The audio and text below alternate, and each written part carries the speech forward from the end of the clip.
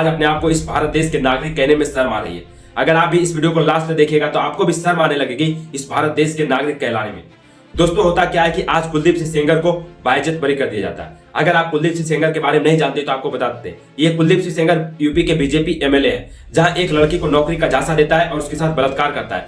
जब उसका पिता आवाज उठाता है तो उसका पिता को उसके सहयोगियों द्वारा पिटवाया जाता है, उसको झूठे केस में फंसवा दिया जाता है। उसका पिता उसी जेल में मौत हो जाती है, इतना पीटता है कि उसके पिता को उसी जेल में मौत हो जाती है। अब बताते हैं कि लड़की और उसके चाची और चाचा एक रायबरेली हाई कोर्ट जा रहा था अपने बेल पर, तो वही एक ट्रक से कुचलवा देता है। उसमें से उसी घटना पर उसकी चाची का मौत हो जाती है, उसके चाचा घायल हो जाते हैं, वह लड़की बच जाती है। अब बताइए कि आज उसको बाइज्जत बरी कर दिया जाता है। इस देश की न्याय व्यवस्था कैसी हो गई कि एक बलात्कारियों को इस तरह से छोड़ दिया जाता है। अब उसके घर वाला को पूरा डर है कि अगर इसको छोड़ दिया जाएगा तो फिर हमारे साथ ये घटना कर देगा, और उसके घर वाले को तो पहले ही उजाड़ दिया। अब इसमें हैरान कर देने वाली बात यह है कि उस लड़की को जिसके साथ बलात्कार किया गया था, वही सब मिलकर दिल्ली में एक आंदोलन कर रहा था, वहां पुलिस के द्वारा पिटवाया जाता है।